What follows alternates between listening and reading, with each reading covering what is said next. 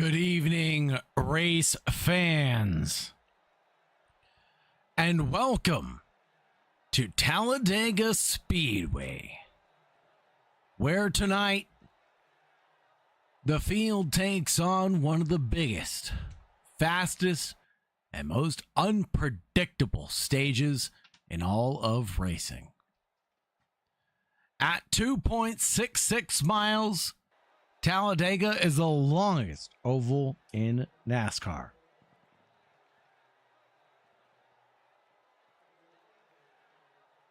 And its high banking and massive straightaways create the kind of pack racing that can turn calm into chaos in just a matter of seconds. This is a place where momentum is everything. Drivers spend the lap in tight draft packs, building runs, controlling lanes, and searching for clean air, where one can move and gain or lose 5 spots. From the tri-oval to the backstretch, in those steeply banked corners, Talladega is less about raw handling than timing, trust, and survival.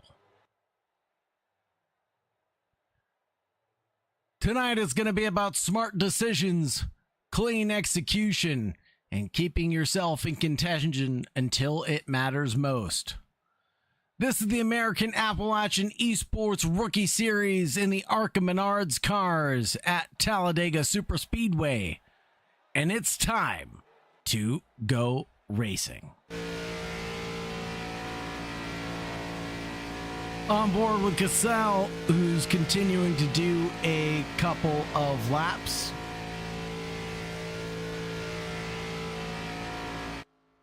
Taking a look now at Kelly as they come out of pit lane, trying to stitch something together in the final few minutes of the session.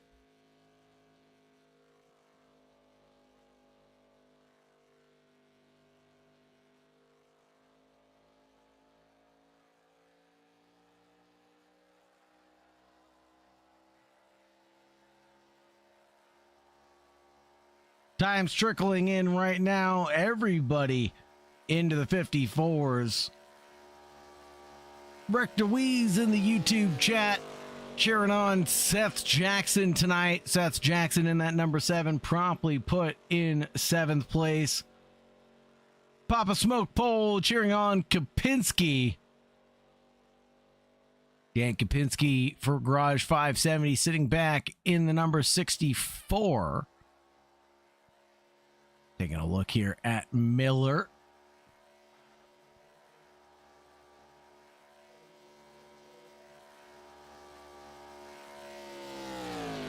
Beautiful paint schemes up and down the American Appalachian eSports Rookie Series grid. That'll be it for Miller. Continuing on with Jack Kelly as we get into the final 60 seconds of the qualifying. What does Miller have to do about the situation here for the qualifying run? It wasn't valid for his first lap, and his second one will only put him into 22nd position.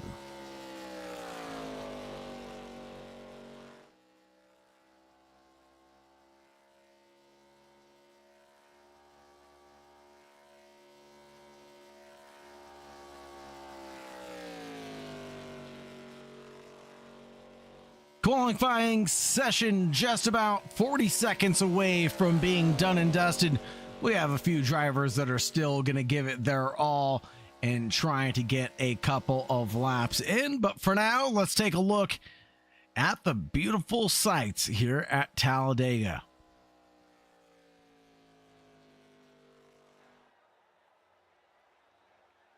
A track that opened in 1969. Nice. Located in Lincoln, Alabama, US of A. Got a 4-turn tri-oval configuration with a banking of 33 degrees in the turns, 16.5 degrees in the tri-oval, and 2 degrees on the straight. It is the longest oval used on the NASCAR schedule and one of the fastest, with pack racing regularly pushing speeds near 200 miles per hour.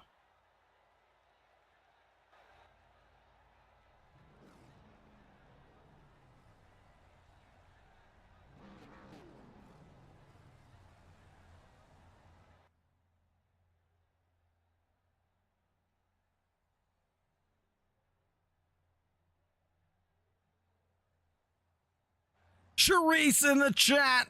Welcome aboard, Charisse. Glad to have you here as always, as well as Jeff Burks. Thank you so much, Rick DeWeese. Really appreciate you. Let's take a look at this starting grid, shall we? It'll be Brandon Biddy and Mark Brister on that first row. And lining the second, Andrew Childers and Steve Cassell. On the third, it'll be John Cherry and Dana Ryan. Further back, it'll be Seth Jackson and Tyler Starcher. On the row 5, it'll be Jordan Kibbe and Colin Swanson. On the 6th row, it belongs to Justin Miller and Dan Kopinski.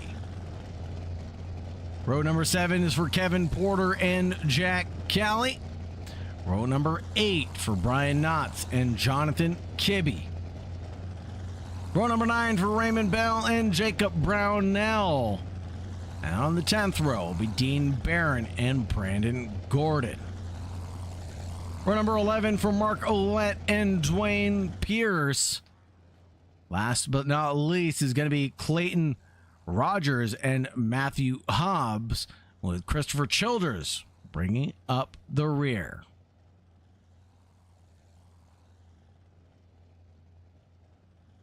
Cheers for Dana from Tyler Ryan. And people cheering on Mark as well, and Colin. Everybody's got a chance at this one tonight.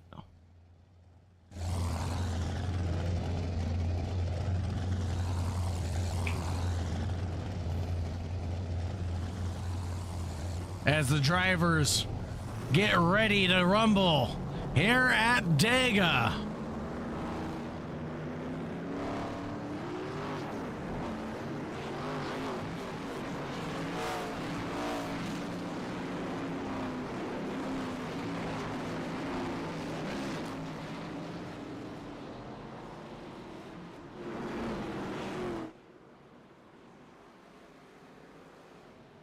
Here we go from the grandstands. The pace truck leads us around for the first lap for the American Appalachian eSports Rookie Series, brought to you by Biddy's Premium Coating.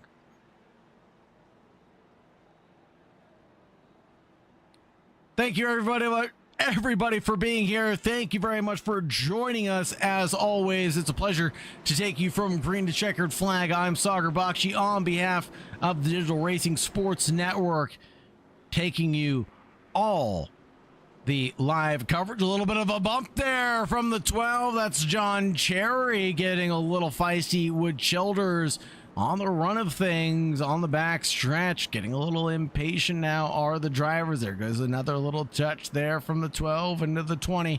Getting a little hurry up and go right now. Keep your eye on the 27, Dana Ryan, back in 6th position, but he won't be there for too long. Forwards or backwards, Dana Ryan always ends up moving throughout the grid. So keep our eyes peeled on the yellow and red machine up there.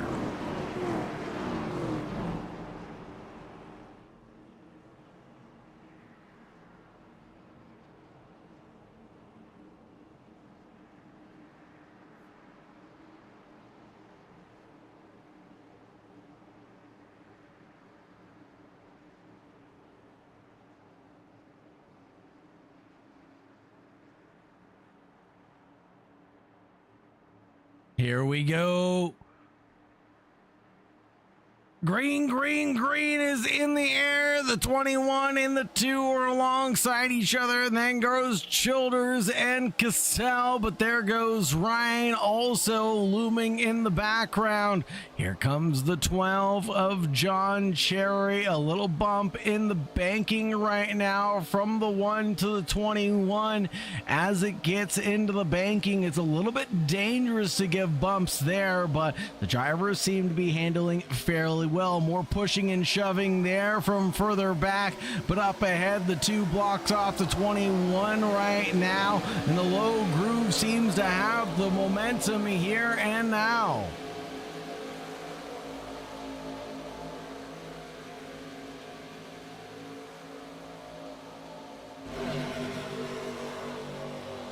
Drivers staying glued to each other right now. Dana Ryan trying to peek outside to the third row right now, but it's not working out well for him as he loses ground. Going the long way around the outside isn't going to work well for him, but he does have a couple cars behind him that are trying to help the 3 and the 26 have some faith in Ryan's momentum.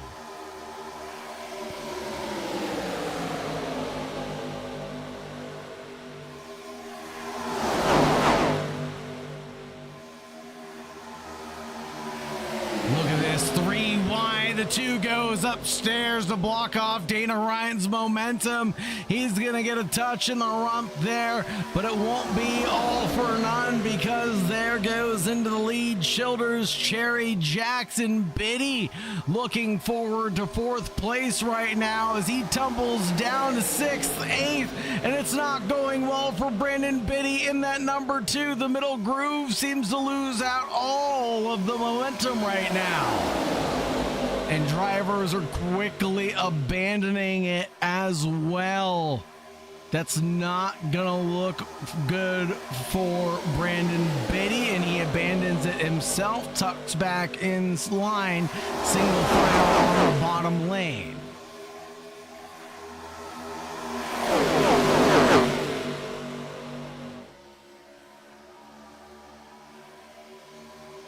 Here comes the 7 of Seth Jackson.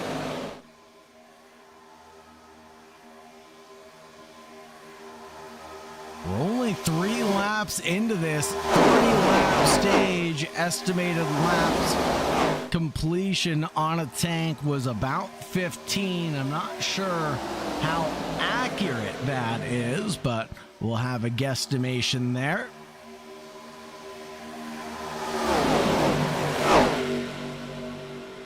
Three wide in the background. As I think that was the 80 of Mark Ouellette, Brandon Gordon, and Dwayne Pierce. Yes, it was. All getting involved in their tussle. Change to the lead as Seth Jackson now inherits the 76.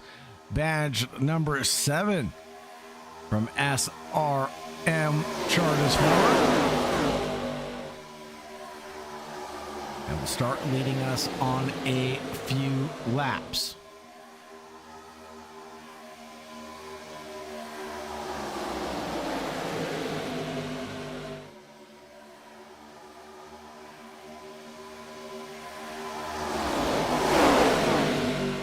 Three by 3 all the way through the mid-pack. Jonathan Kibbe getting sucked up in this. That pink thyroid cancer awareness car in the middle of this battle pack.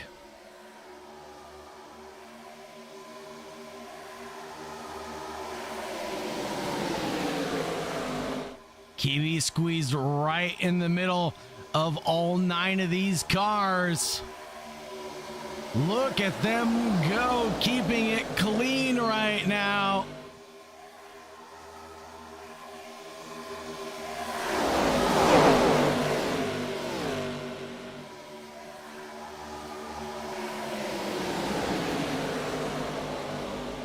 A little breakaway there, and there goes a move from the number 13.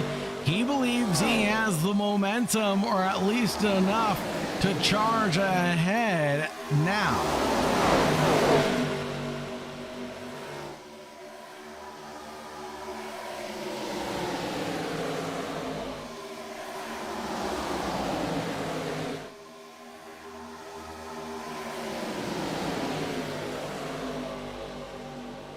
'67, the 28, and the 64 of Kapinski.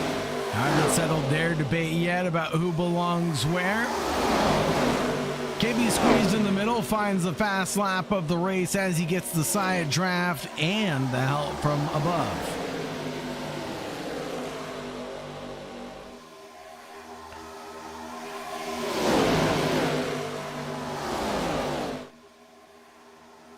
Big block there from that number 7 on the run from Kibbe. All that inertia had to go somewhere, and it goes into the rear wing or the diffuser of Seth Jackson.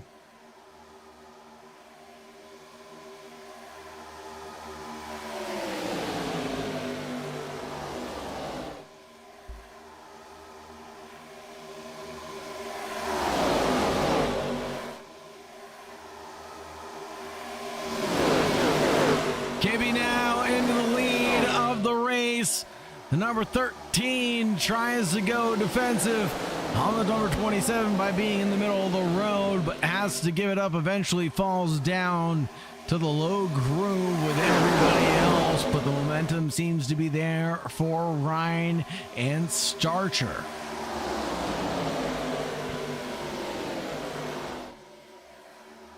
Whoa, the 38 of Jack Kelly nearly took himself out there, coming down towards the apron.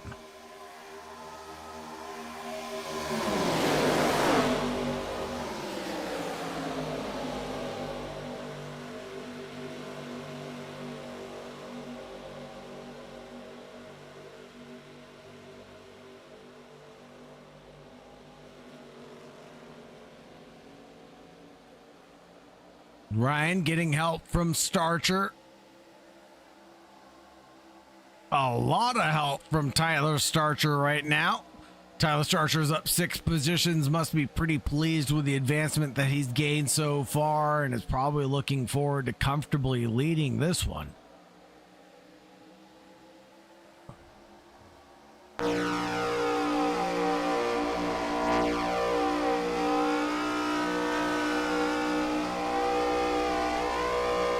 Here comes the run from Jonathan Kibbe.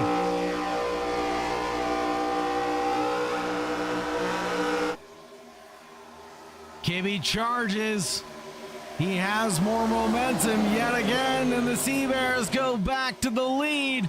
Colin Swanson in the 69 trying to help out as best as possible, but it all goes wrong at the end of the day. And I think that was the 69 getting collected in that one. We somehow managed to keep it green.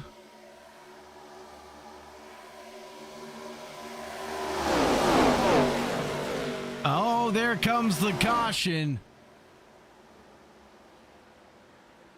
Late caution called.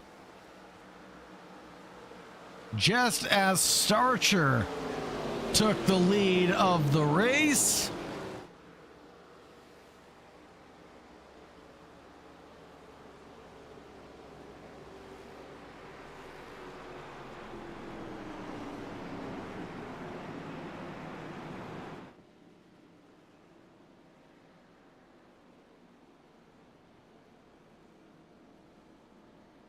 See if we can see what happens here. So the 2 comes up into the 69, it looks like, and then back down into the 27. Oh.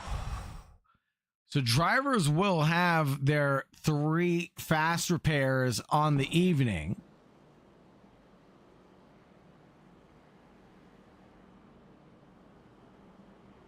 So a few of those being used up sooner rather than later.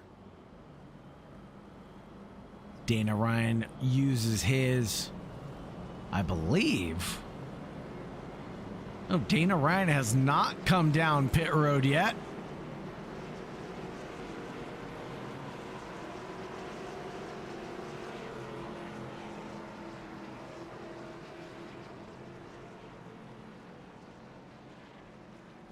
First caution lap of the night tonight.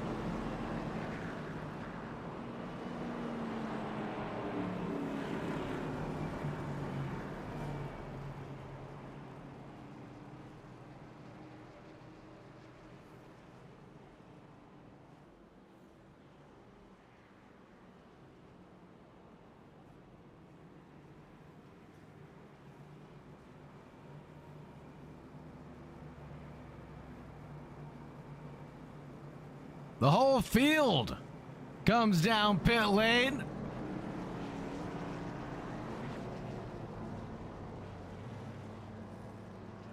Everybody comes in. Let's see what happens here as the whole field takes opportunity.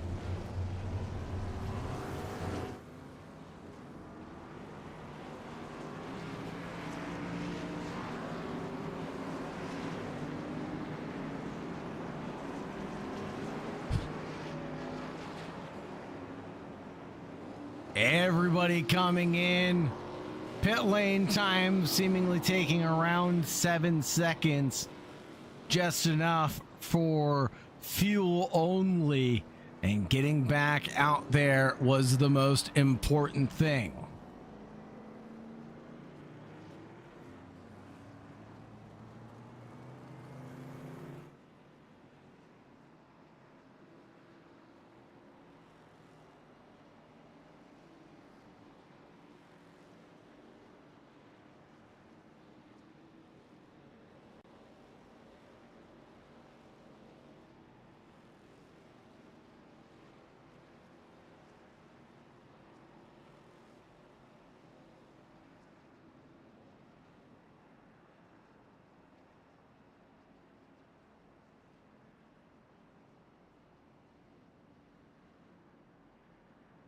Now Biddy back into the lead of the race. Childers impede to Kelly cycles to third. Kibbe in fourth. That's going to make Charisse awfully happy tonight.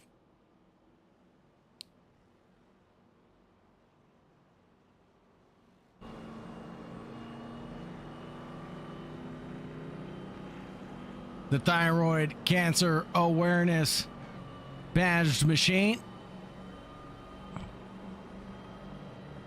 Number 13 looking very good out there tonight.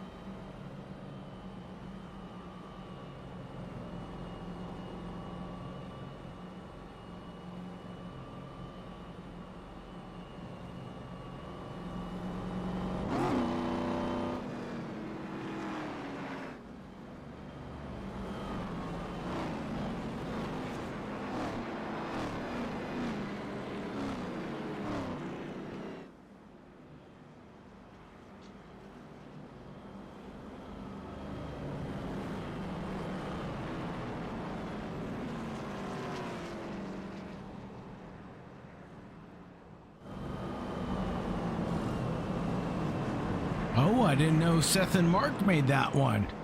Good looking paint scheme there.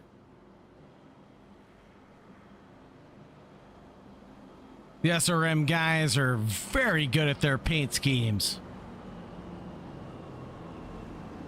Now side by side behind the pace truck, Noah's Ark formation. Biddy and Childers neck and neck right now.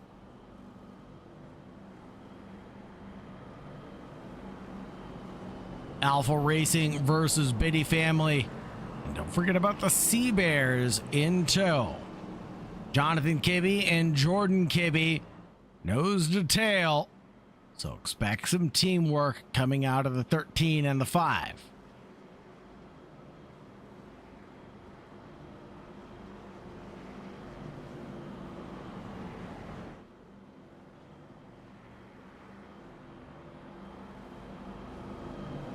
Beautiful grid of 25 cars taking to it tonight.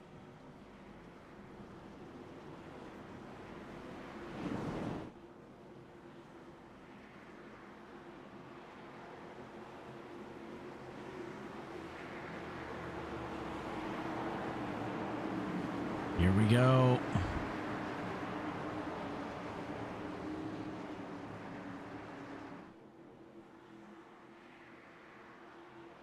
Green flag is in the air. Green, green, green. Away we go, folks. Who's going to get the best of the runs on the end of the night? The 38 looking a bit squirrely again, continuing to get loose on those cold tire runs is not going to help them out. We have quite a few pit stops to make on the evening, so the 38's going to suffer every single time they come in and cool those tires off. Kibbe in the lead of the race brings along Jordan Kibbe. All Kibbe front row here, but the 21 of Mark Brister says, I may have made that paint scheme, but I can take it away as well. As there goes a nasty little from the 13. Whoa, no, and Kibbe gets annihilated in that.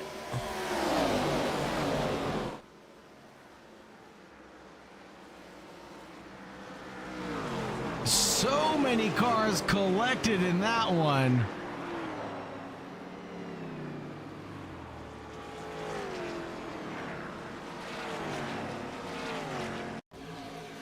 See if we can get an incident review of what happened here. So a little bit of a late move there from Kibbe, but he might not have seen the 21 coming. Here comes the 64. And I'm not sure if the 64 comes down or the 13 comes up, but either way, that was the causation of the incident there, taking out the 13, the 95, and then a few others start getting collected in the mayhem as well.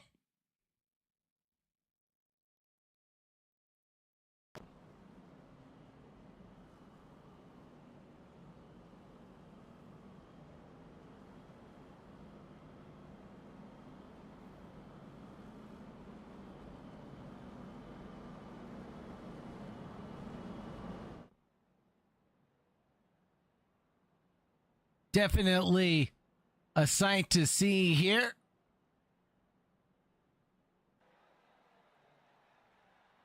At Talladega. As you can imagine, when construction began in 1968, it was a 2,000-acre site under Bill Fritz Sr.'s direction. The first race weekend held was in September of 1969, with Ken Rush winning the Bama 400 and Richard Brickhouse winning the first Grand National race here.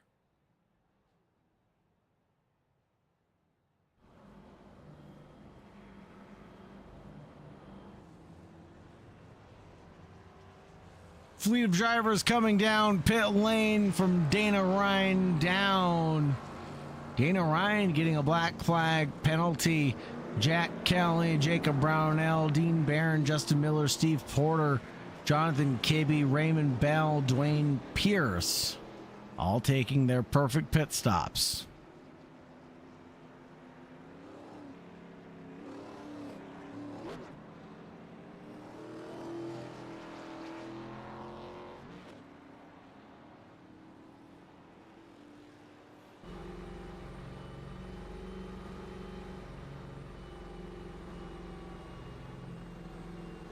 On board with Brister.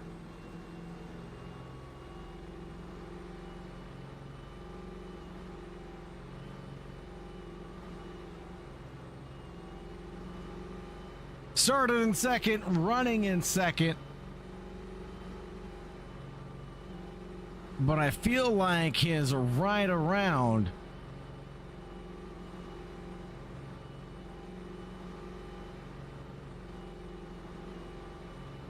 has been a little bit more dramatic. Yep, there it is. Down to 13th place for Brister at the caution. And fueling up and coming back up to P2. Heck of a result there.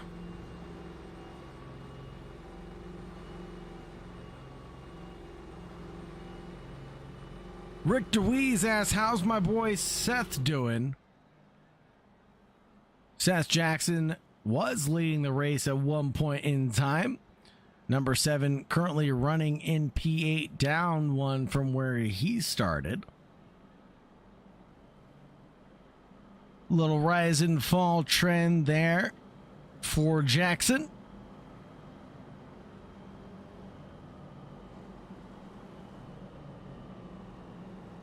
That Something I absolutely need to abuse a little bit more is grabbing drivers and talking to them.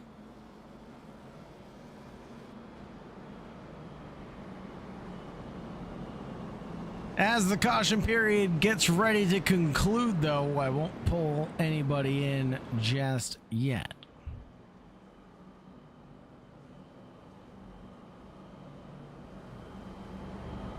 It won't be a Kibbe lockout first row this time around, as Mark Brister and Steve Cassell are there ready to challenge. All drivers still on the lead lap, meaning anybody in that top 23 still has a chance.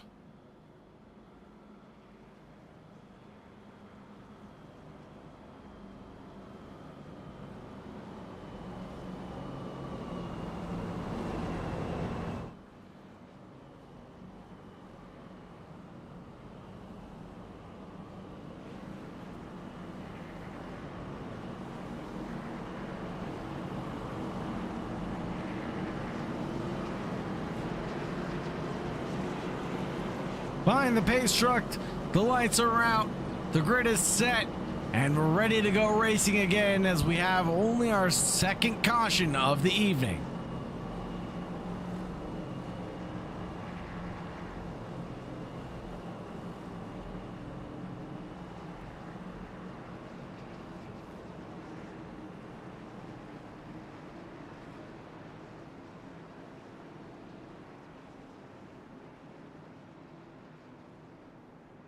Here we go. Ready to go racing yet again.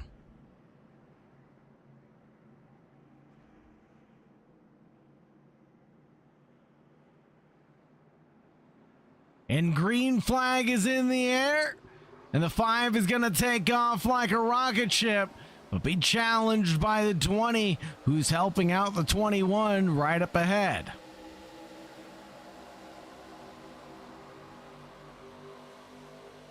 The 64 chases down the number 1, Steve Cassell, trying to push with a Jedi mind trick, Jordan Kibbe up the road.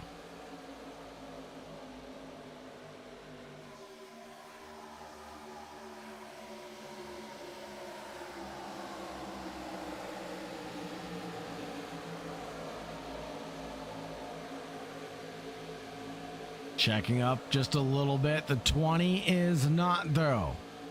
Childers pushing Brister forward.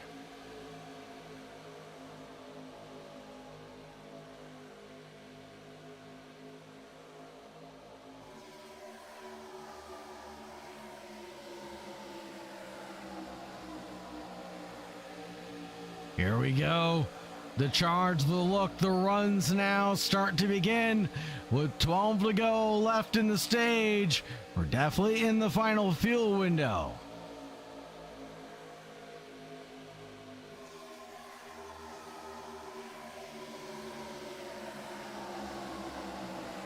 Bumps, bumps, bumps everywhere. The 20 bumps the 21, the 7 bumps the 20. Who's not getting bumped in this train right now?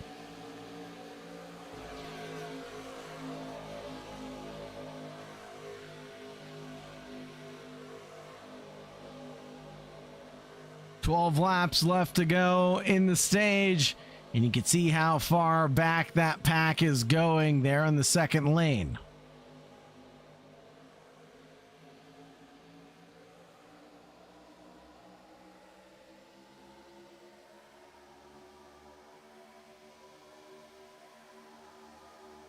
Jonathan Kibbe in P21 right now at the very end of the field. Here comes a charge. The momentum belongs to the 93 and the 12.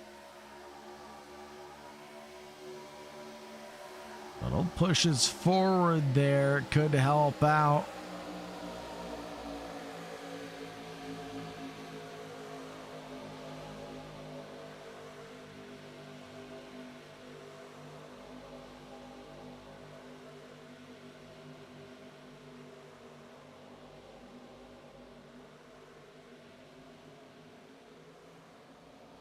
3 wide, as it looks like slipping back is Raymond Bell of the Blind Squirrel Racing Team. 3 wide yet again as the 95 tries to stick his nose in, but thinks better of it between Dana Ryan and the number 21 of Mark Brister.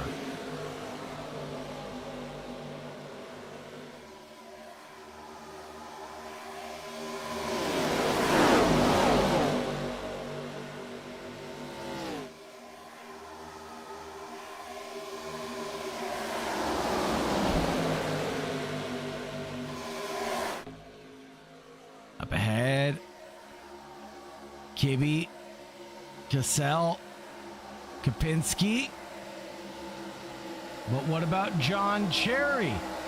His name hasn't been said in quite some time. The driver who started off in 5th place, trying to do some work and get some damage done to the rest of the field now, while they're all still bunched up.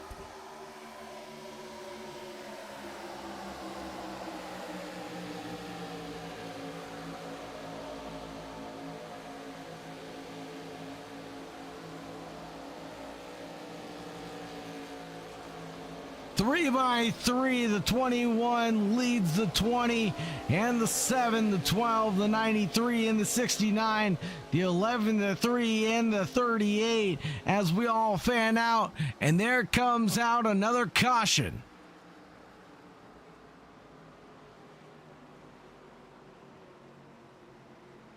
Looks like Brownell was caught out in an incident. Let's see what happens here. Whoa, there goes the 67 into the wall. Give me a little touch there to the number 2. And that'll be all she wrote there.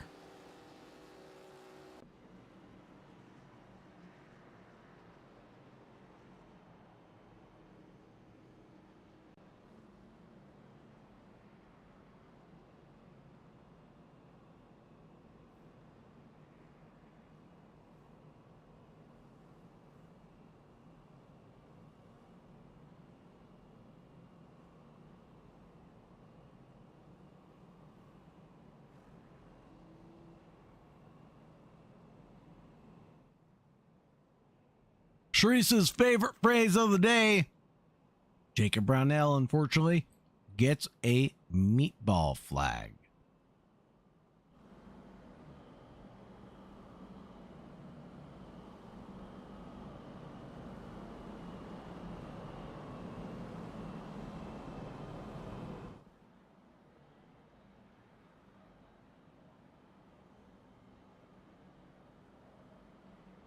Pace truck picks up the field. Let's see if we can talk to Jordan Kibbe here.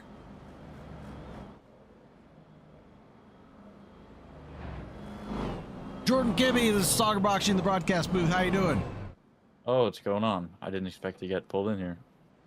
Well, you are in the lead of the race, right? For now. Definitely for now.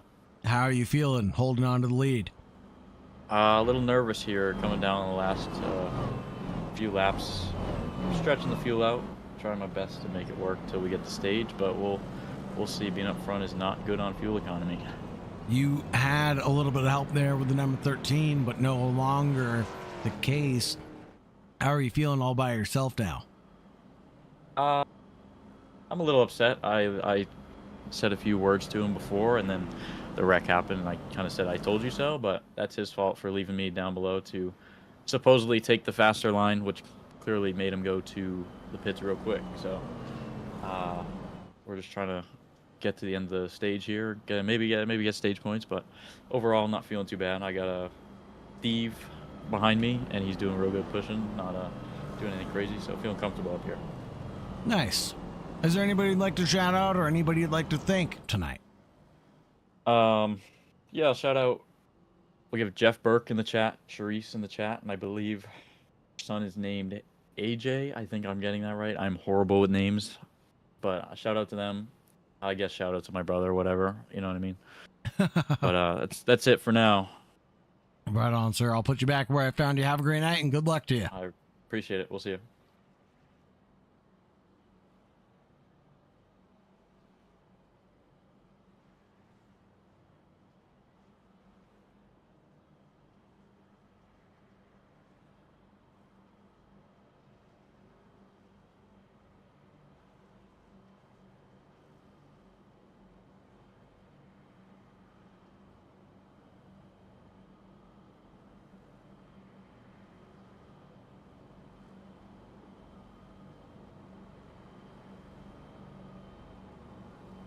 Great to check in with the drivers and see how they're feeling on the evenings.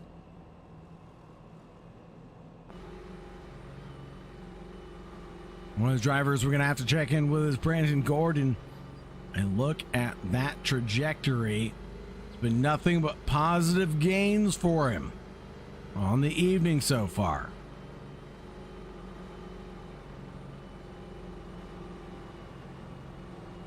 Brooke DeWeese asking for a good view of Dan Kapinski in the number 64. I'll give you a good view of Dan Kapinski.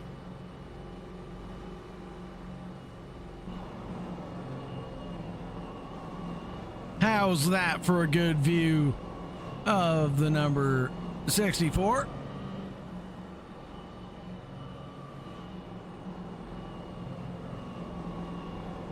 The Garage 570 machine.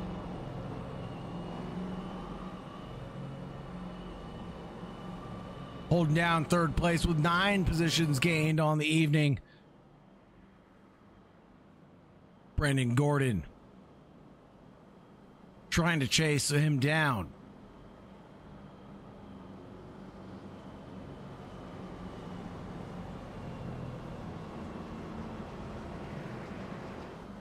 Five laps to go here in the stage. That'll be our halfway point in the race.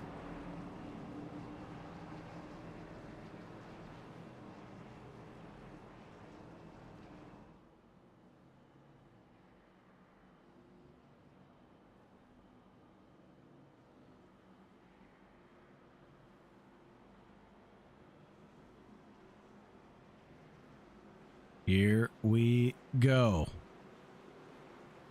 Pace truck pulls to the side as we get ready to finish off the first half of the Roll Tide 150.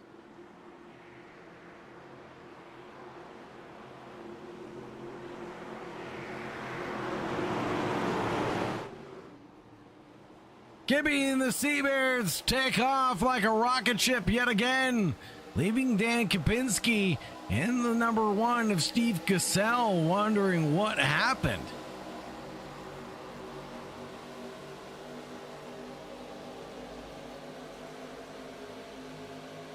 A lot of momentum here. On the nose with Cassell.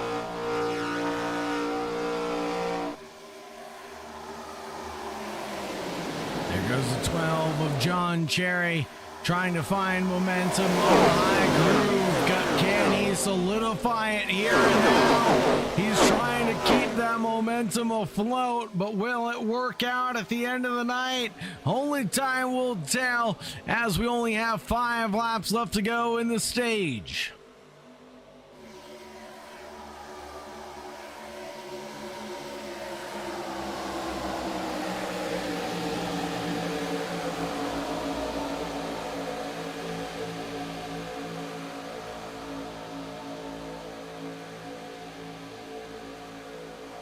Number 3 of Starcher trying to do something now. Getting a lot of help there from John Cherry. The faith is there. The momentum is there. Will it get boxed in by the 5 or not is the question.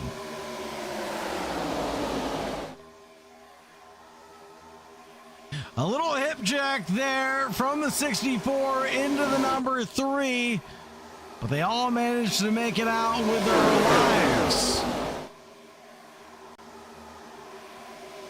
Oh no, and Kimmy's up into the wall yet again.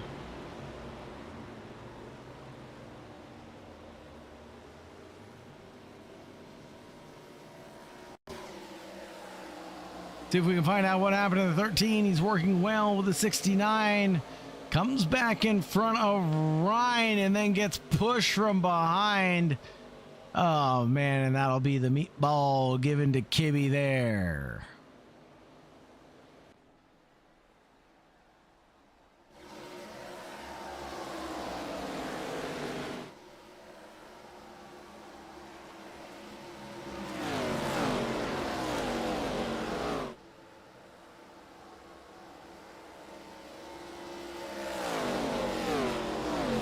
Now this should be the decider of the stage as well.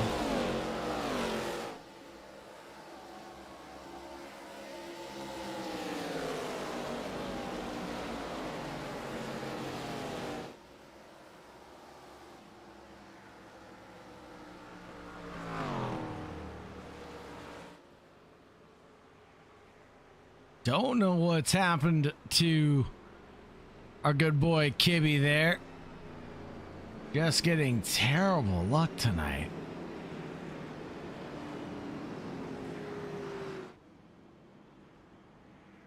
As we complete our 30th lap, we'll be behind the official pace truck.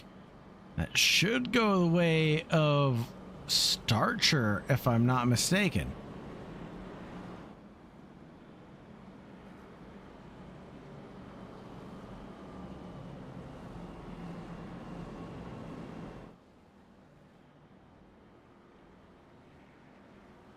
Oh, there's Tyler Starcher. Oh, but pit stops.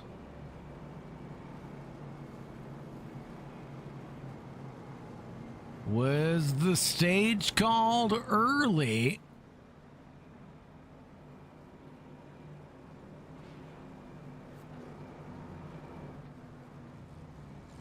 Allow everybody to hit their pit box before we call the stage. Looks like the 20 there misses their stall.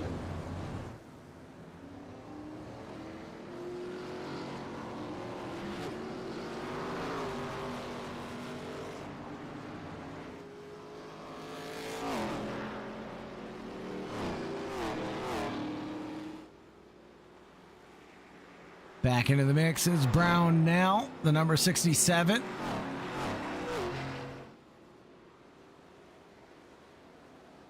Gonna pull in Tyler Starcher here.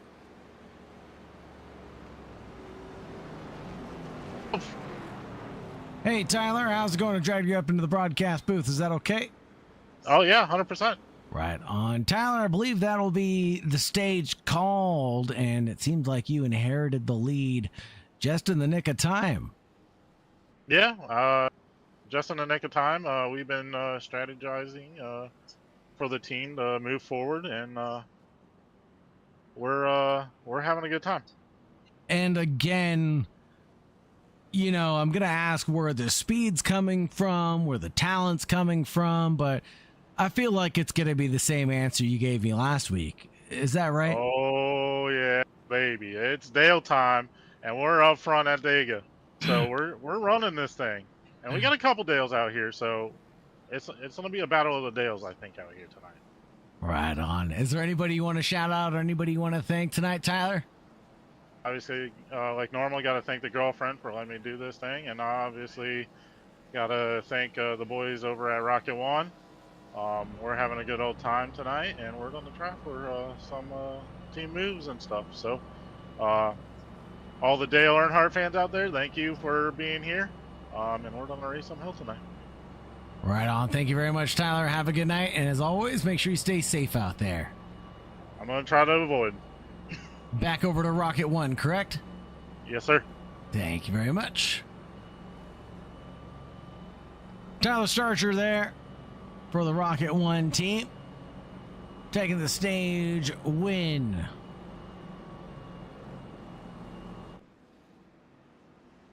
Might have to talk to our boy Kibby later tonight as an honoree interviewee. Find out what's been going on tonight.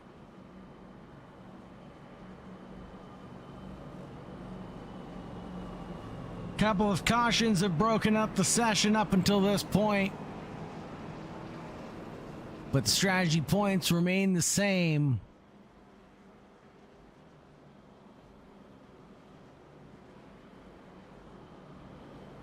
Track position has mattered most. Teammates and manufacturer alliances have definitely played a role on the evening.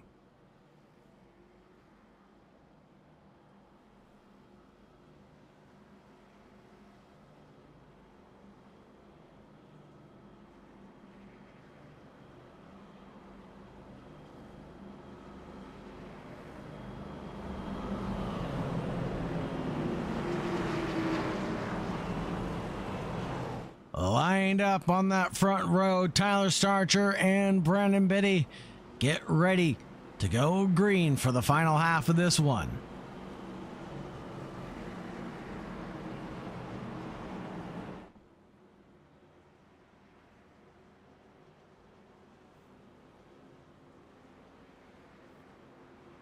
Still at Talladega, we have to remember that 90% of the time the field will not win from the front. It's usually decided in the right lane, with the right help, at the right time. Final 10 laps. Who's going to be there as we go green? We'll find out. We still have 21 drivers on the lead lap. Dean Barron and Jonathan Kibbe are both down one, unfortunately fighting for that precious lucky dog.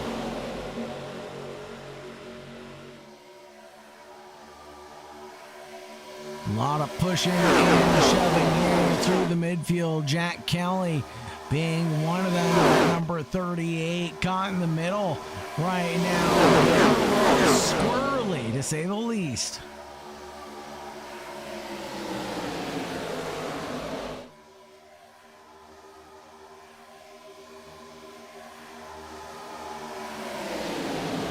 It's looking a little loose out there. Here comes Kopinski in the number 64, trying to get past Jack Kelly.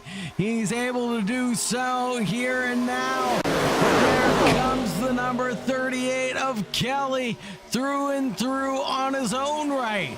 He may be a little loose. He might have a couple of screws as well that have come undone, but he is in the lead here at Data for at least one lap. But hold the phone. Here comes Colin Swanson, the number 39, trying to charge up the field, and out comes a caution.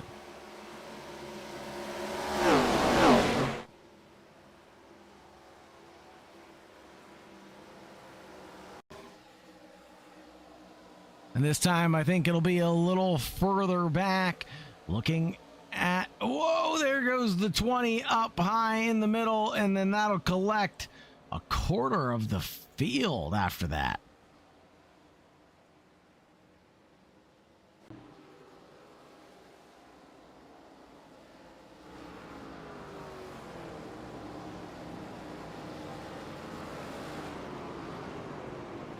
Stephanie Kopinski cheering on Dan Kopinski in the YouTube chat as well. I don't think it's smart for drivers to take a pit stop this early, as we know the fuel mileage now.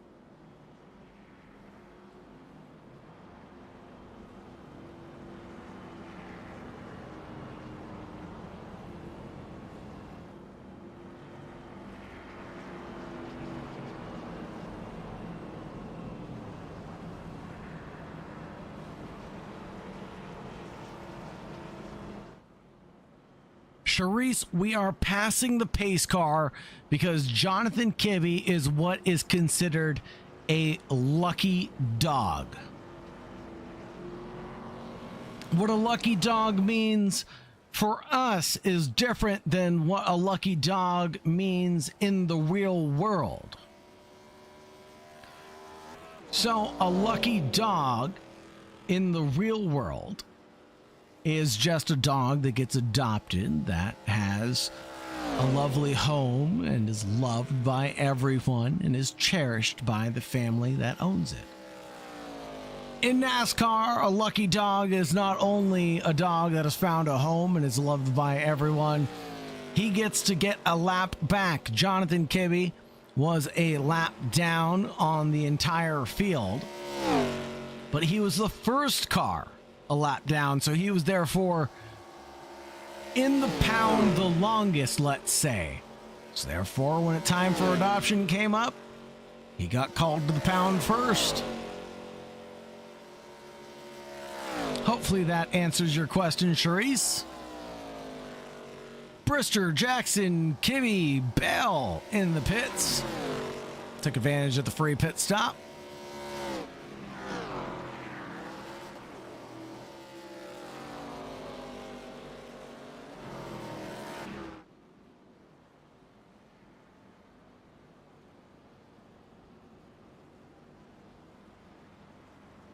'69 of Swanson's been through the ringers as well. Low position of P20 for the Hooters.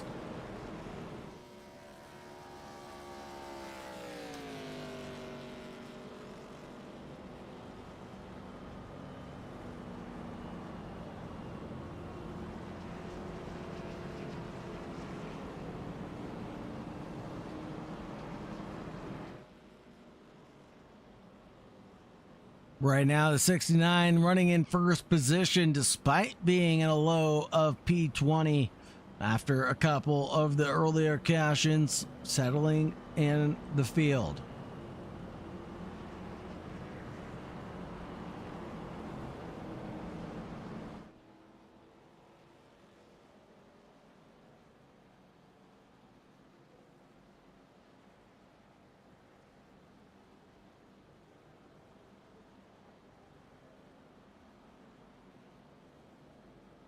Kabinski getting cheered on by Pappy in the chat saying, you have a crew watching in PA, CA, and TX. Let's keep it up, buddy.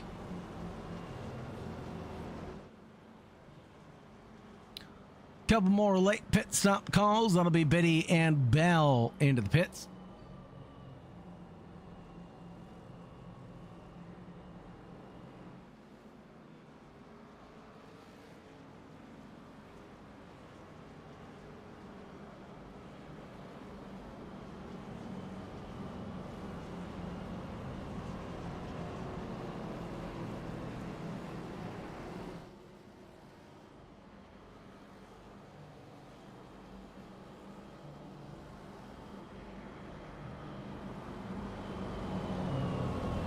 Lined up 2x2 Noah's Ark formation, ready for the restart.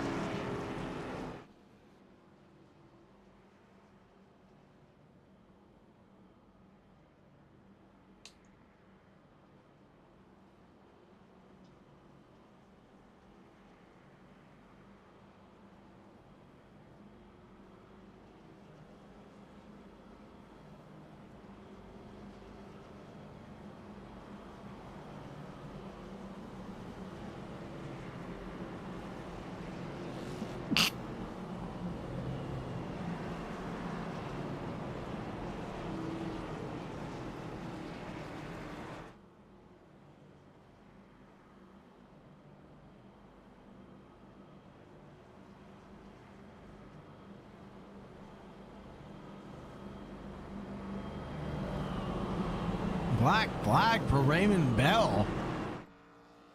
That must be a violation for pit lane speeding.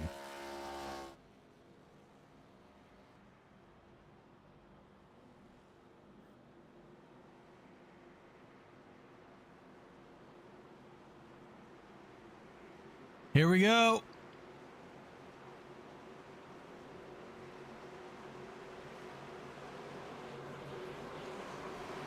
Lined up, ready to go, and accept the green flag from Barney.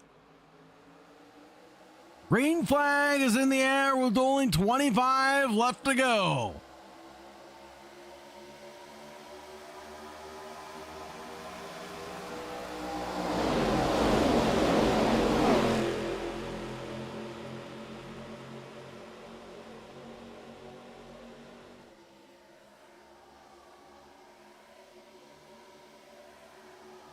Big moves there in the middle of the field. Oh no, and the 11 getting collected in that one. That's Clayton Rogers. What was Clayton doing all the way up there?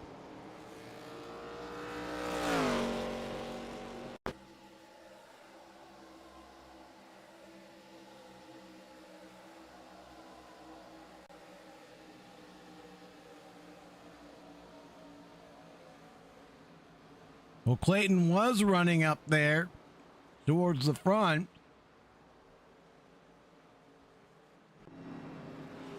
Unfortunately, no longer doing that.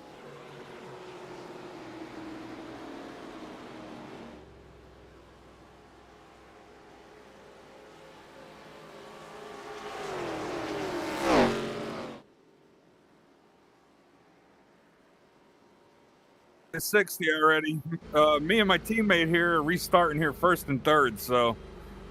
Hey, Dan, I dragged you up into the broadcast booth. Hope that's okay. Yeah, what's going on, buddy? Not much. How are you doing, man? Feeling pretty good. Had a smooth race so far, sitting on 3 fast repairs still.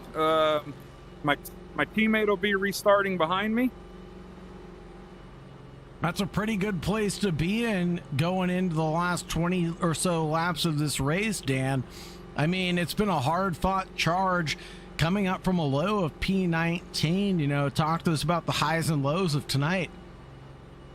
Oh, these restrictor plate races, they're a different animal. It's very much so about patience, strategy, picking your opportunities, when to make your moves, because with all the cars so close together, one false move and, not only is your day maybe over, but, a lot of other guys too. So it definitely, patience pays off in these races.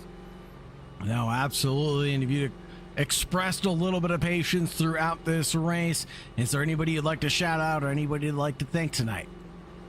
Want to give a shout out to my Garage 570 teammate behind me, my buddy Zach Yorty, responsible for the paint jobs on these cars.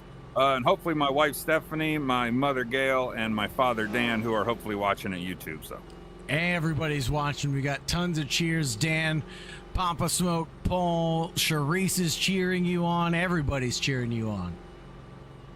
Sounds good. Thanks, guys. Try to bring it home for you. Take care, brother.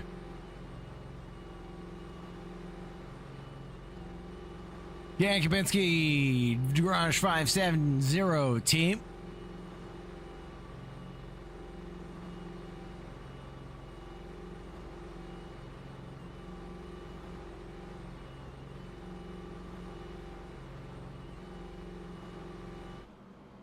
Back over.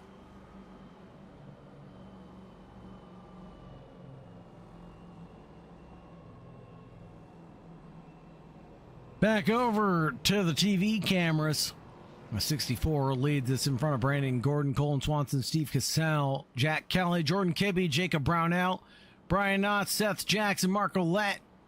Round out your top 10.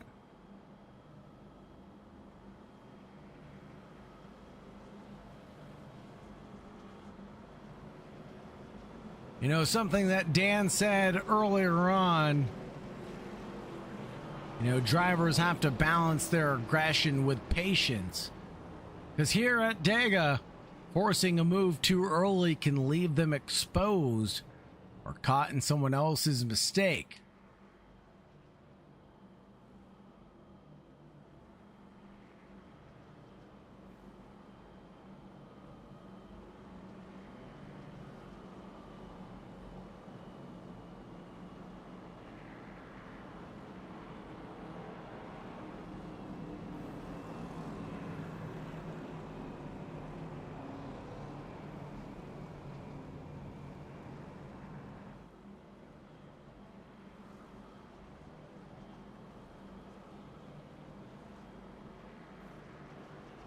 Tri-oval here is enormous, and it's going to give drivers enough room to make the right move at the right line.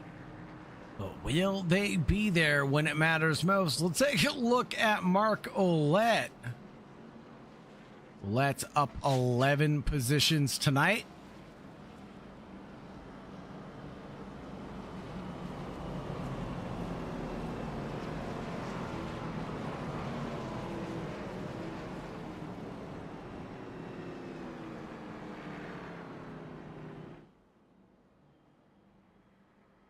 And a line penalty for Bell, the number 26 from the Blind Squirrel Racing team. No Blind Squirrel can find a nut. Unfortunately, Ryan Bell found himself a black flag.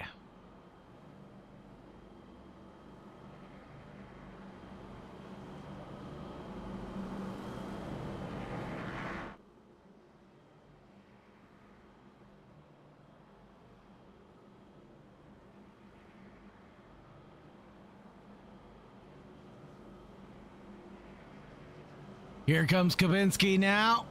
Can he control the field on this restart?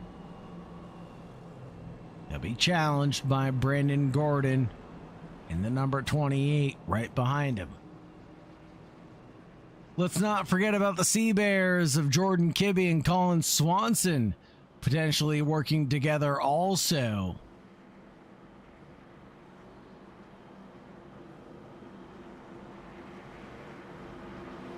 Jonathan, AJ says never look back, and you need to drive faster. Coming straight from the source. My pit and paddock reporter, AJ,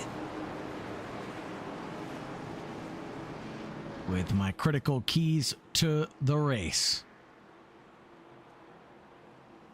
Critical keys to the race now.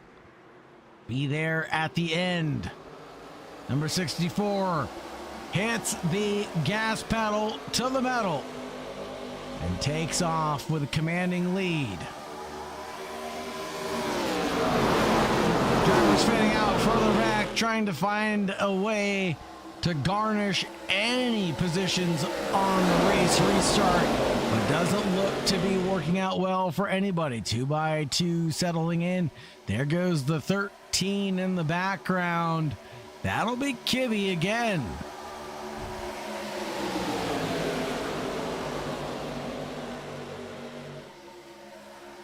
'93, the 5, and the 67 have to be a little tidy here. The 93 is weaving around more than my grandma.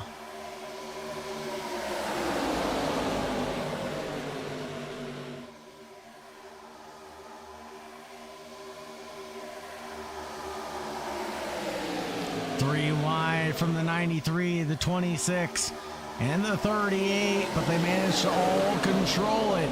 The 5 controls the pace now behind the leader. But Colin Swanson on the low groove finds some help as well from Jack Kelly. Drivers getting a little too familiar with the concrete barriers as they get pushed from behind. They get a little loose on pushes.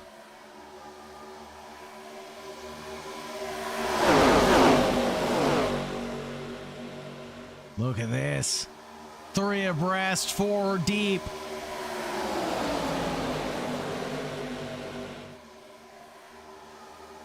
$19 left to go. The final pit stops are going to be upon us here in just a few laps, and then we'll have to cycle into a dangerous race. Cautions out again.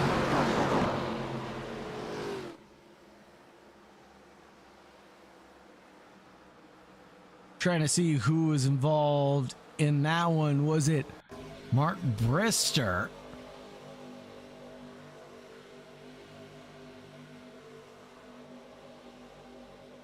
Oh no, it was Mark Brister, but not for the reason that we thought.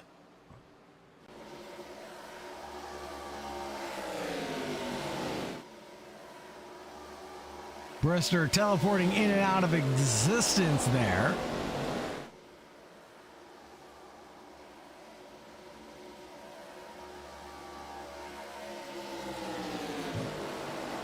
That'll give Brian Knotts the opportunity to lead us for yet another lap. Jordan Kibbe cycles up into P2. And John Cherry in third.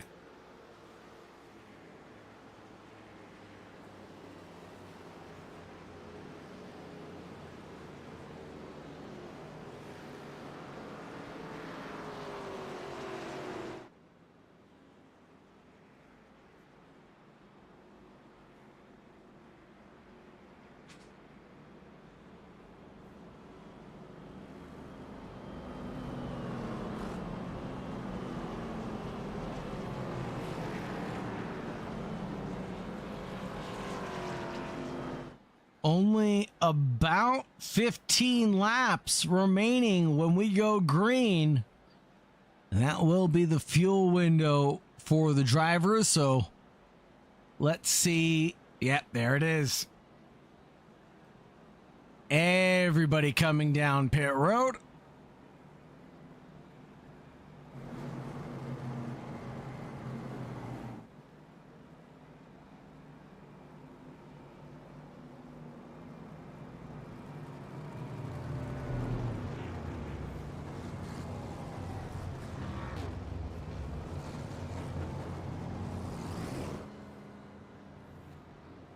Here comes out a flurry of drivers now. Who's going to cycle to the lead of this one? It's going to be a battle for the lead of the race coming out of pit road between Cherry, Knotts, and Kapinski.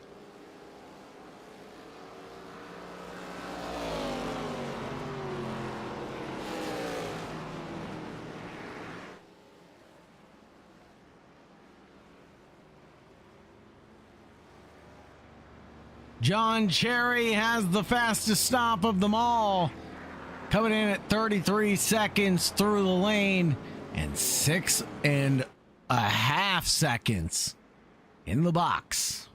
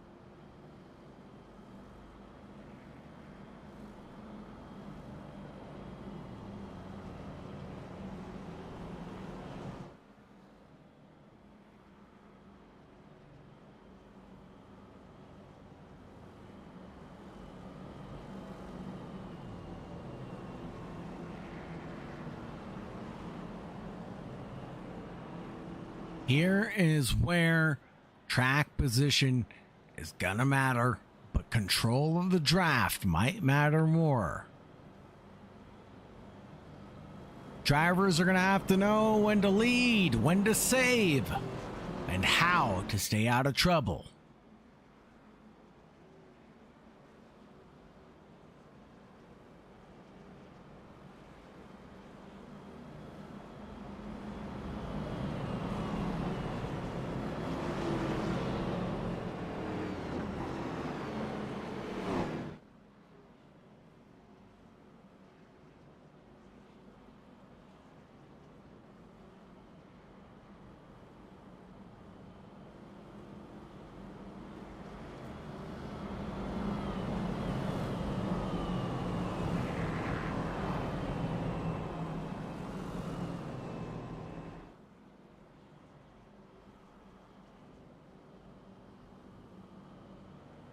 Here we go, behind the pace truck, ready to take the green flag yet again.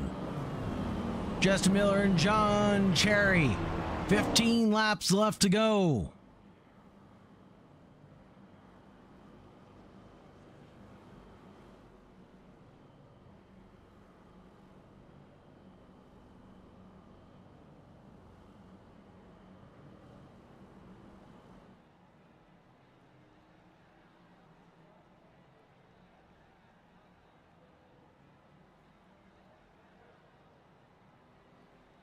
Drivers coming around the back side of the racetrack now. Out of turn 4 before we get to the dog leg.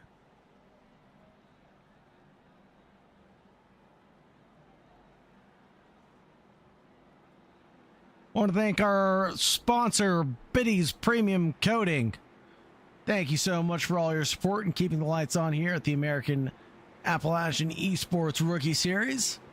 And also Collateral Damage Sports Network.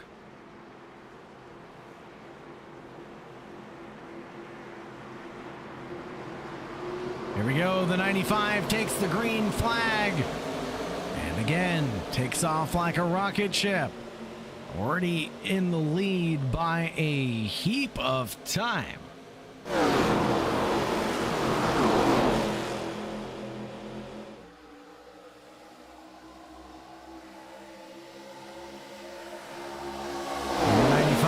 Consumes the high groove, leaves the bottom line open for number 93 of Brian Knotts.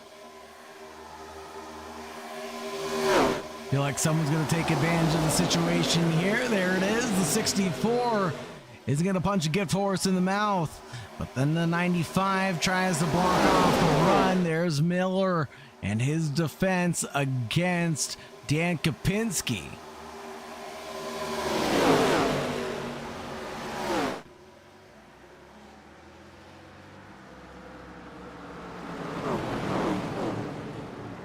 And another caution is called. Let's see if we can see what happened here. Just caught a glimpse of it in the background.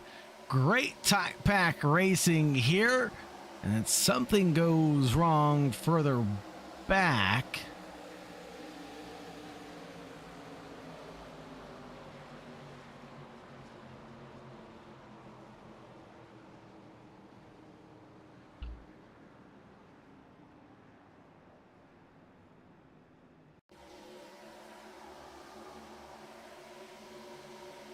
Take another look here at the replay, try to figure out what happened. Oh, there it is, the 11 into the 28.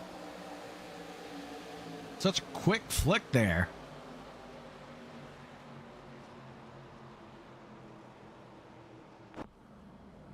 And that's going to take Brandon Gordon to pit lane. But he's back out. And should manage to stay on the lead lap after that.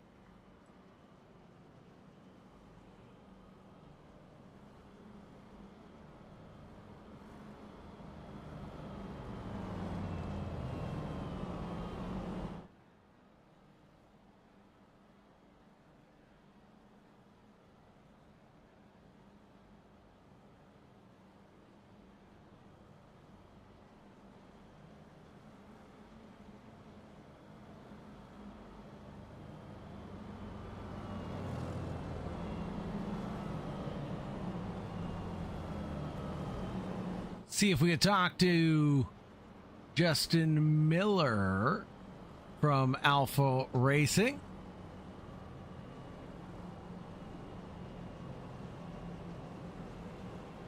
Hey, Justin. Hey, Justin, I've dragged you into the broadcast booth. Hope that's okay. Yes, sir. How are you doing up at the front right now? Well, I mean, I'm doing good. I'm just trying to make it to the end here. It's gonna be close on fuel, but I think I'm gonna be able to squeeze her out. So I got some teammates behind me, so gonna save some fuel and hopefully hook up and win this thing. So. Well, best of luck to you in the number 95. Well, if it's any consolation, you know, everybody else is on a different strategy than you on lap 44's pit strategy. You know, throwing a wrench out there, you know, trying something different. Is that the play tonight? Yeah. Trying to do something different here. Just trying to get out of the back because it's a hornet's nest in the back. I've already been in the wreck twice.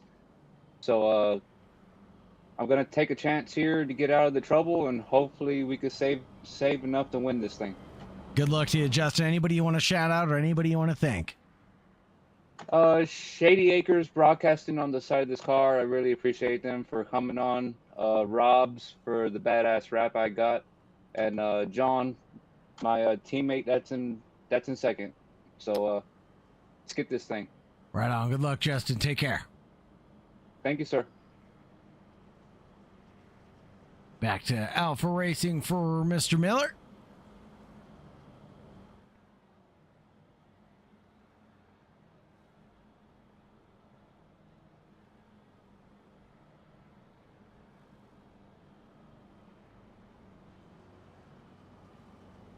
Where is Steve Cassell? Ooh, Steve. Steve-o. This is not going to look pretty. Currently running P22, the driver who started in 4th position. Has a long way to go to the top if he's trying to rock and roll with the rest of them. It's been a roller coaster tonight for Cassell.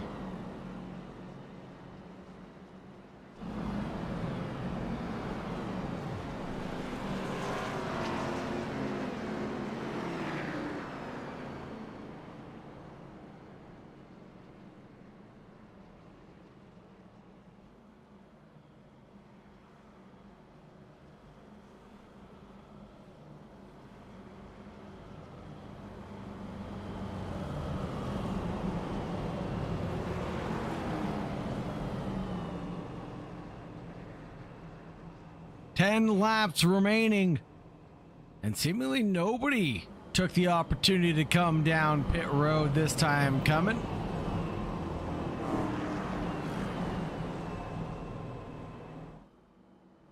And I definitely would have thought now would be the time to come down pit road. But nobody wants to sacrifice track position at this point.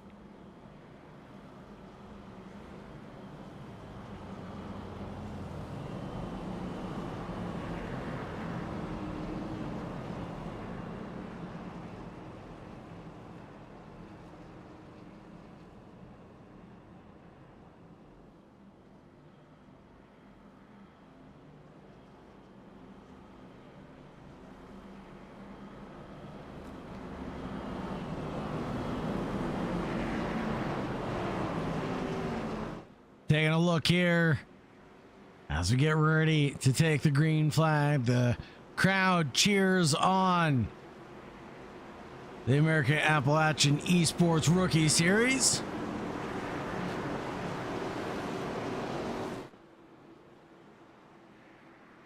Grandstands are absolutely packed tonight. Green, green, green is in the air. With just 11 laps left to go, can Justin Miller bring it home the way he described?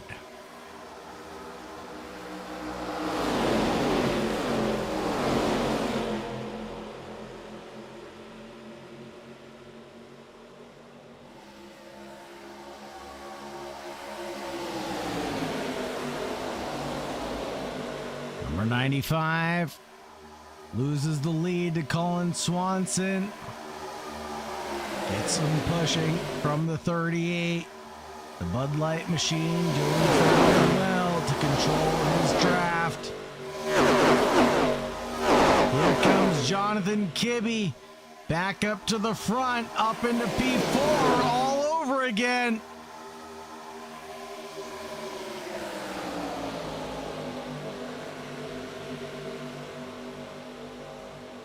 Kibbe back into the mix.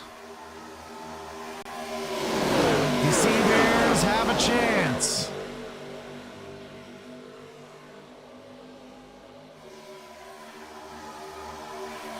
$95 door to door with that number 13. Justin Miller couldn't hold on to the lead of the race any longer.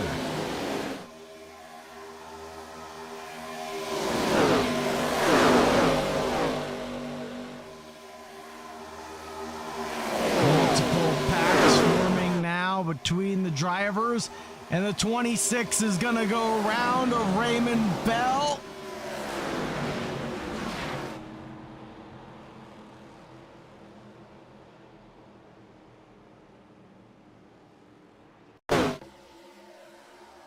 See what happens to Bell here when the caution comes out.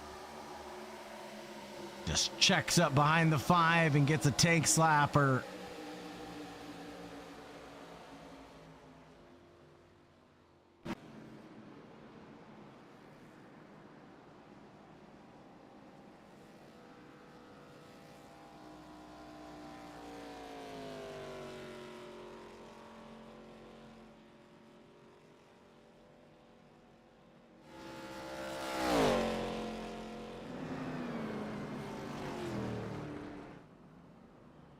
Now, I think this should force a pit stop from the field.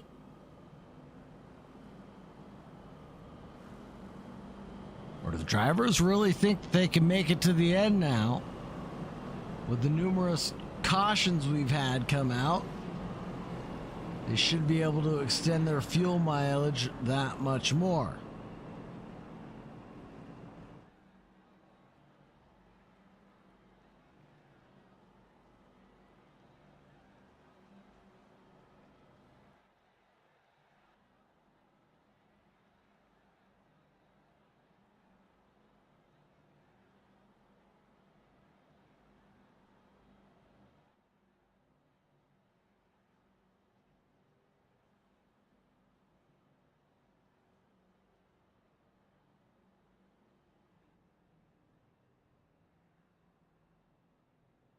Here at the North Tunnel for the NASCAR Cup Series. It's an amazing feat to watch the winners come through victory lane as well.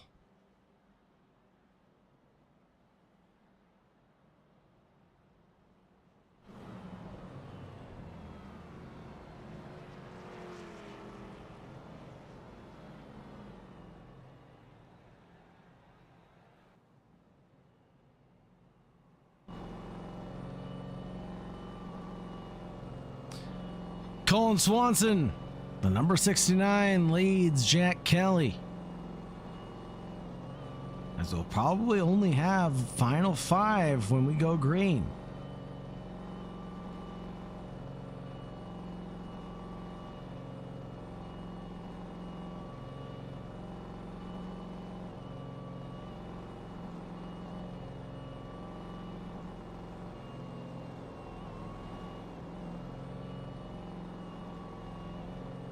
Trying to check in to see how many drivers are on the lead lap. That'll be 23 drivers.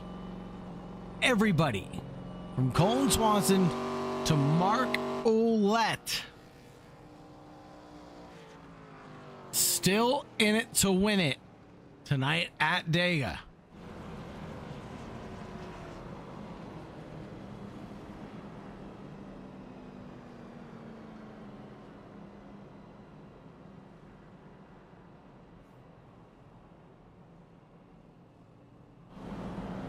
Ouellette catching up to the back of the pack now. Catching the lucky dog.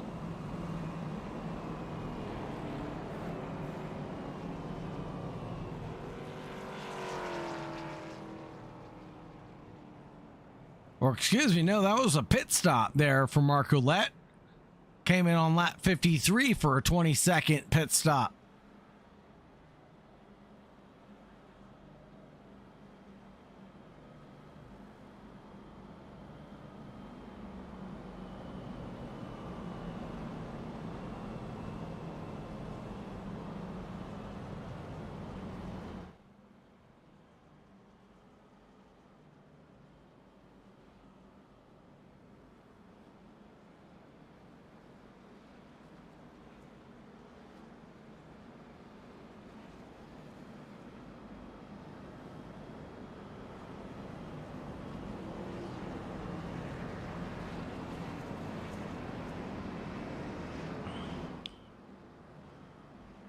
Things haven't gone right for Mark Brister this evening.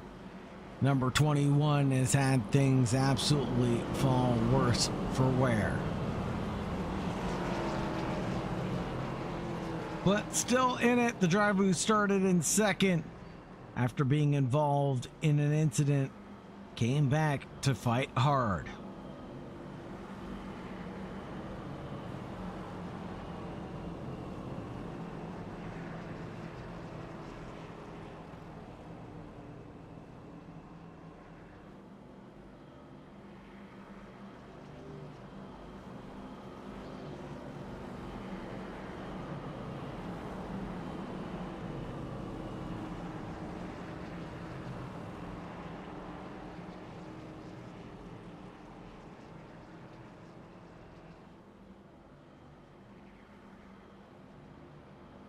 Here we go. Final 5 laps. It's gonna be a sprint shootout. You're at one of the fastest tracks on the calendar.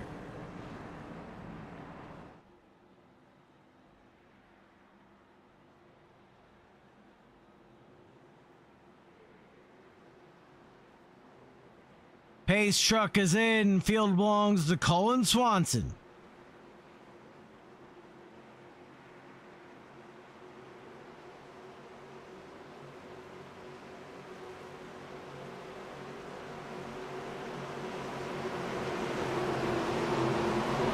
Green, green, green is the flag in the air. Flies high from Barney.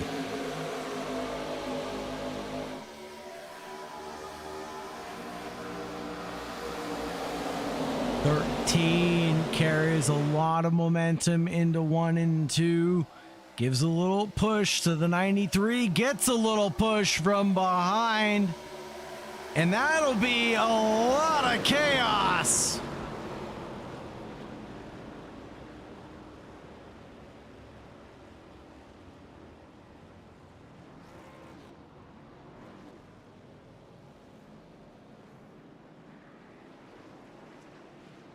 Holy Toledo.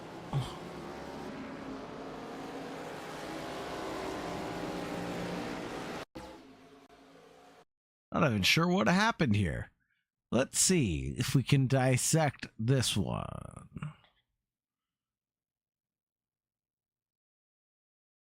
So the 2 gives a little push to the 38 up ahead. No harm, no foul. And then we're 3 wide in the background, the 12, 3 and the 95. Glorious. Push from the 2 into the 38, goes into the 69, comes back around, hits the 2, collects the 12, the 20. Does the 5 get away with it? The 5 gets away with it, but these 4 cars all get meatballed in the process.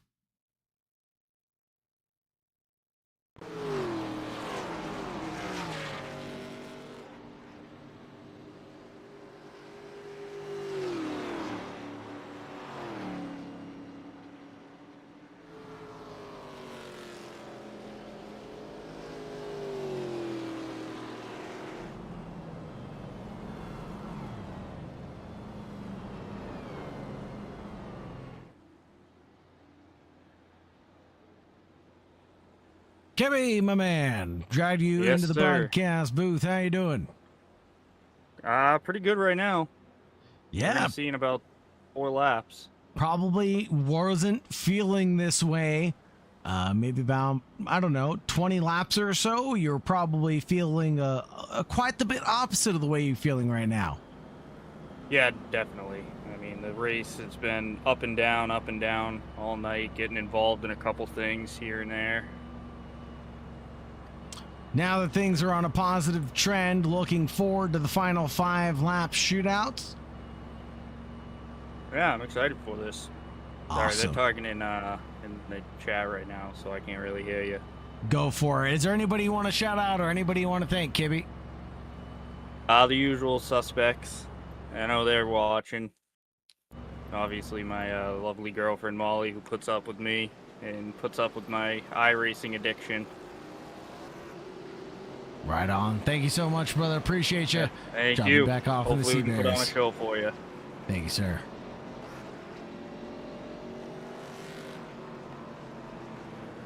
Kibby having his run tonight. Oops. Having his run tonight of bad luck.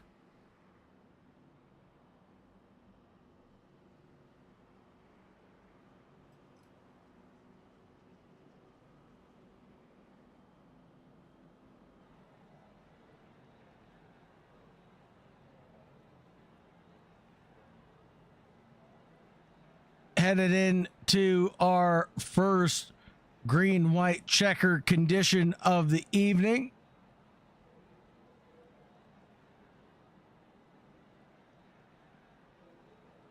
Meaning that we're going to add bonus laps to the race. till we can finish this one out under green flag conditions. Or at least until we see the white flag. So what this means now going forward is all we need to do is produce 2 laps. 1 lap needs to be green. We need to see the white flag. And then the last lap will be the caution. Or excuse me, the checkered flag lap.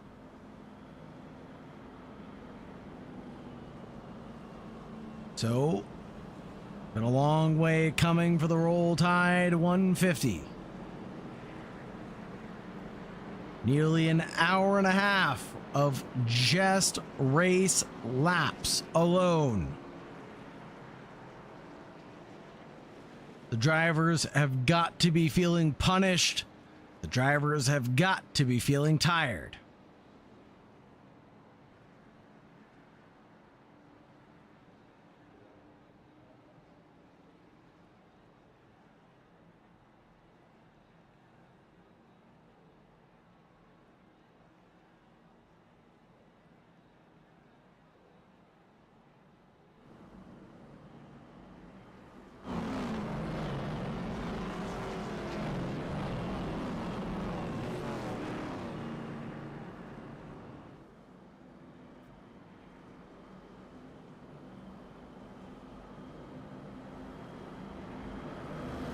Here we go. Lights are out on the pace truck. Anybody's ball game at this point, though.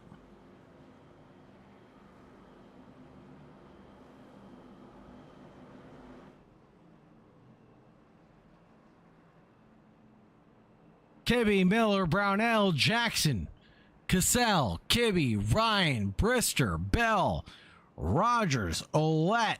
Round out your top 10.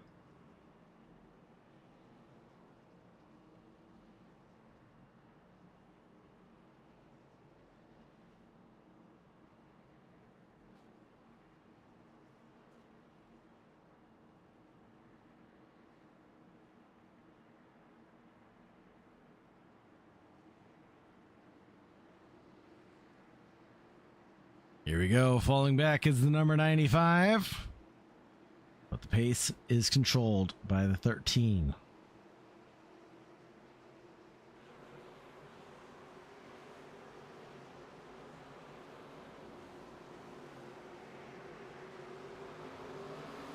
Green, green, green is in the air with just 3 laps left to go. Make that 2 as the leader crosses the line.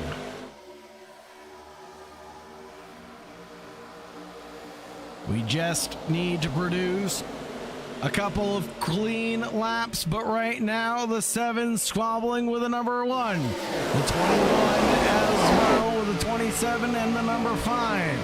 On board with Dana Ryan as we look forward, trying to get a glimpse of the number 7. He charges forward up into P5. Jonathan Kibbe getting a little push from the 6-7 of Brownell. The blind squirrel trying to find a nut tonight. But right now, it's going to go the way of Brownell.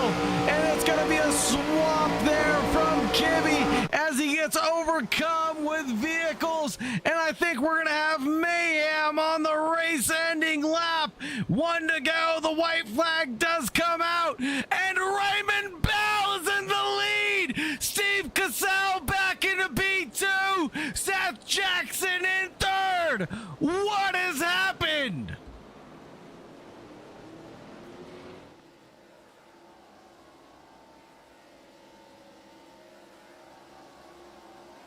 What have I just witnessed, folks? And it's not over yet. Bell's getting chased down by Cassell. Cassell's getting chased down by Jackson. Jackson up into P2. But here comes the charge from behind. The 77 of Dwayne Pierce is here to party as well. Across the stripe, it will go the way of Bell, Jackson, Cassell.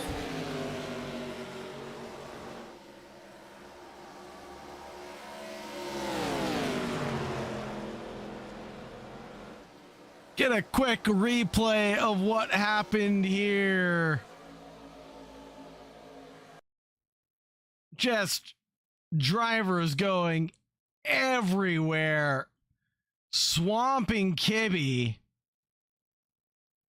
And then I don't know what happens here. Kibby goes into Ryan. Ryan comes up into 87.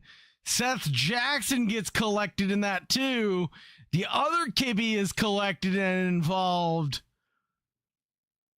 And nearly half the field involved in that one.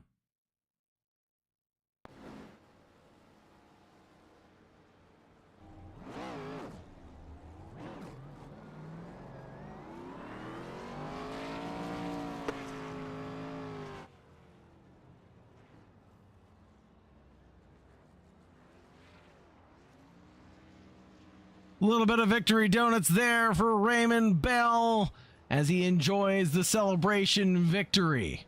But what an ending. Not on my bingo card at all.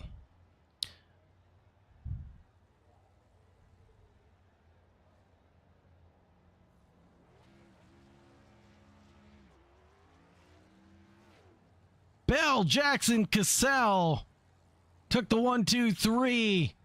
Then it was Dwayne Pierce, Dean Barron, Steve Porter, Clayton Rogers, Brandon Betty, Dan Kapinski, Brandon Gordon, Jacob Brownell, Tyler Starcher, Dana Ryan, John Cherry, Colin Swanson, Mark Ouellette, Jack Kelly, Andrew Childers, Jordan Kibbe, and Mark Brister.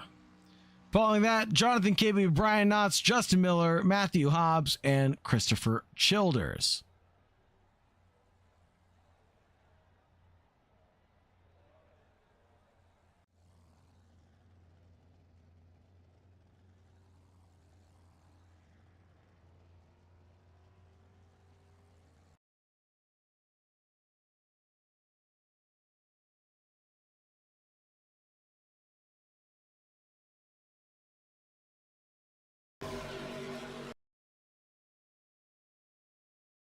Whew, man, oh man, now that I've caught my breath, let's talk to a few of the drivers. Let's first talk to bottom to the top, Seth Jackson first.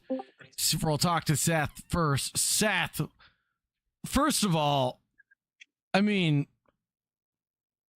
what a race. It was a definitely a pretty good race. It just being able to stay out of the wrecks was there at the end was the way to go. That's for sure.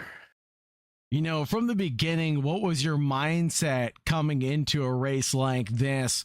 Were you trying to keep it clean, stay out of trouble? What were you looking for? Well, until like 10 laps to go, I had 0x, so I stayed pretty clean. It was just trying to make it up to the front, man. Especially if you get pushed back to the back, it was tough time there for a while. Fun time though, all that matters. Yeah, but at one point you were in P19. What goes through your head when you're fighting from the back and it kind of feels like it's out of your grasp at that point? Need somebody to work with me. I need somebody to push me. Is exactly what I was thinking. But at the end there, it all just worked out. So yeah, can't complain. Is there anybody you'd like to shout out or anybody you'd like to thank, Seth? Yeah, team owner Rick DeWeese. He puts on a great paint schemes and good team leader.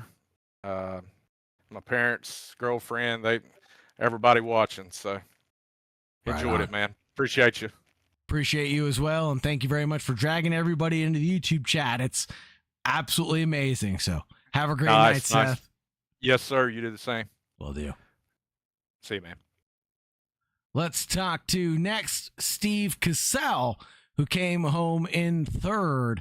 Steve, driving that number one to victory lane tonight has got to feel pretty good after the roller coaster ride you were on this evening.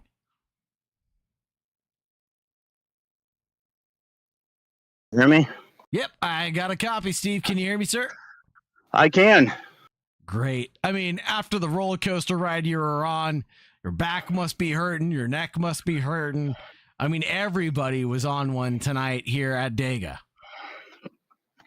Yeah, that was a roller coaster ride for sure. Just kind of a left, right. The last pit stop I did, I sped in the pit, so I was at the end of the line. Came from the back of the race to finish third. I thought that was pretty good. Not too shabby, Steve. Not too shabby at all. Yeah, I mean, looking at the grid, your low of P22 wasn't too many laps ago. But again, I'll ask you the same question I asked Seth. When you're at the back of the pack and the race seems out of your hands at this point, what do you do and how do you keep motivated? Well, you just got to look at it, look for those holes and take your time and, be patient. You can't try to get up there right away. You just got to be patient. And those holes kept opening up for me, and I was able to make my way back up there. Oh, great job, Steve. You kept it calm, cool, and collected the entire race, even when things didn't go your way, which I think speaks a lot about your character. Steve, is there anybody you'd like to shout out or anybody you'd like to thank on the evening? No, that's about it. Anderson Motorsports for the awesome engine package. Right on. Shout out to Melon Man Mafia. We got a good team going on here. My teammate, Jack Kelly. That's about it. Not even the wife or the dog, Steve? No, not right now, I guess. All righty. Have a great night, Steve. Thank you very much for joining us. Thank you. Have a good night. Good night. Next up, we have Raymond Bell, who came home in first place. Raymond, I guess we can say even a blind squirrel finds a nut every once in a while, right? That is right, man. You ain't got to win all the laps as long as you're in the lead on the last lap. That was great, man. Absolutely phenomenal. Looking at your timeline right now, it's just littered with pit stops and cautions and back of the pack running, and all of a sudden from around lap 50 you start climbing up to the top. What happened? Well, us on Rocket 1, we decided that we were going to try to hang back throughout the race and, short pit to keep the fuel mileage going because the cars didn't really get good fuel mileage today. And so we kept trying to pit every time we could to get stuff, and then you get a little accident, and then you have to go in and fix it, then you get into another accident, and you got to go in and fix it. But hanging back all day was good because it kept us, for the most part, out of trouble, except for I think I had a solo spin after I got caught by Mr. Gordon and some other stuff. But other than that, I mean, again, the whole game plan for the whole team was charge up in the last 10 laps, and it worked. I'm ecstatic about it. I can only imagine. I'll ask you the same question I asked the other gentleman here tonight. Is there anybody you'd like to shout out or anybody you'd like to thank here in Victory Lane? Oh, of course. I always got to thank the wife. She puts up with me doing this stuff, almost daily. And I want to thank the Rocket 1 guys because they take the stress out of it. We can cut up and joke around all race. We're always laughing and having fun throughout the race. And it makes it from being a simulator more towards a game, but it also makes it fun. If you're doing this and you're not having fun, you're doing something wrong. 100%. I could not have said it better myself. If you're not having fun while you're doing this, you're doing something wrong. It's as simple as that. That's right. Man, oh man. Now, shout outs to your wife and to your friends on Victory Lane. Any other gratitudes you want to hand out? Yeah, I want to thank Mr. Steve there for not turning me on that block. I thought for sure I was about to eat the inside wall, and he let up just enough to keep it going. So I do want to thank him on that. It sucks I got P2, but I was about to die for P1. First time I ever won a league race, and I am super happy with it.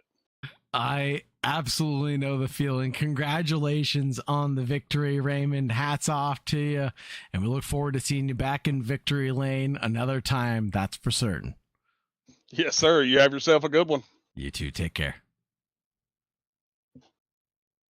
See no more for interviews now at this point, but from here at the Digital Racing Sports Network broadcast booth, it's been a pleasure taking you from green to checkered flag as always. And I think one of the things that I'm going to take away from this as well, if you're not having fun, we're doing something wrong here with iRacing.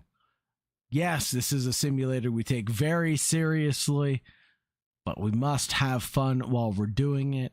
And the company of others makes this such a great endeavor. Find yourself a league to race in. If you want to come join us here at the American Appalachian eSports League, we race pretty much every night of the week. Come join us. Come get involved. Come get engaged. Thank you so much for joining. Thank you very much for staying tuned. Everybody in the YouTube chat, you have been phenomenal tonight. As always, I couldn't ask for a better crowd. From the drivers, you guys put on a heck of a show from green to checkered. Have a great night, everybody. And as always, make sure you stay safe out there. Goodbye for now.